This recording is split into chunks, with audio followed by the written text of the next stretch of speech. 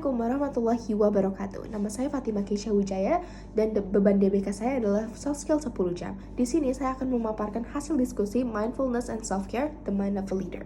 Baik, di pertanyaan pertama adalah bagaimana mindfulness dapat membantu mahasiswa mengatasi masalahnya. Nah, mindfulness membantu mahasiswa dengan cara meningkatkan kesadaran diri dan fokus pada saat ini sehingga dapat meredakan kecemasan yang seringkali dipicu oleh kekhawatiran tentang masa depan atau kegiatan-kegiatan yang banyak yang dilakukan saat ini.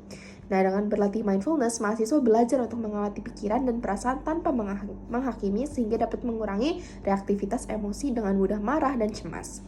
Nah, apa saja sih tantangan yang mungkin dihadapi mahasiswa tersebut saat berlatih mindfulness? Nah, berdasarkan diskusi yang kami bahas ada beberapa tantangan yang pastinya dihadapi. Satu adalah kesulitan fokus, yang mana pada awalnya mahasiswa mungkin kesulitan untuk tetap fokus pada nafas atau tubuh tanpa terganggu dan pikirannya yang overthinking, yang kemana-mana dan mengembara.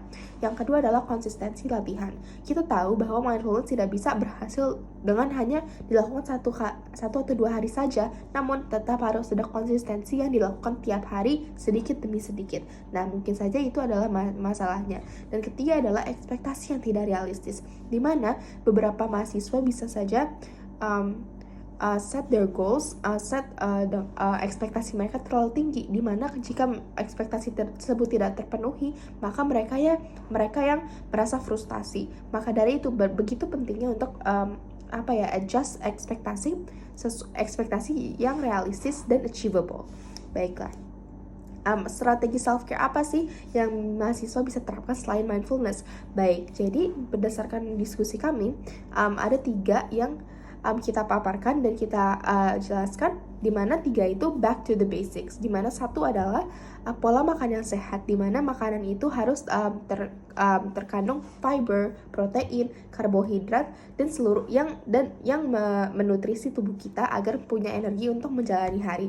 Yang kedua adalah tidur yang cukup, karena jika untuk menjadi mindfulness dan caring for ourselves, kita tentunya harus caring from within ourselves juga. Kita tidak boleh banyak begadang, karena kalau kita begadang tentunya tubuh kita akan lemah pada siang hari. Maka dari itu jangan sleep deprived. Dan yang ketiga adalah reliance on others, di mana kita sebagai makhluk sosial harus tahu bahwa kita ini perlu bantuan manusia dan kita bisa sangat bisa membantu dan minta tolong manusia lain.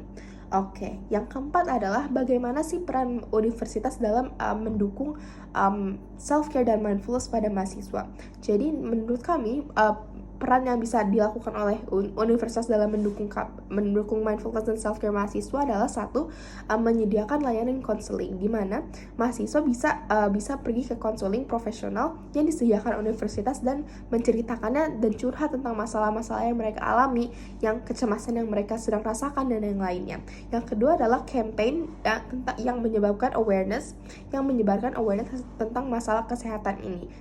Karena jika dengan kita menyebarkan awareness, mahasiswa itu akan merasa lebih secure, lebih aman, dan mereka akan lebih tidak takut untuk meminta bantuan.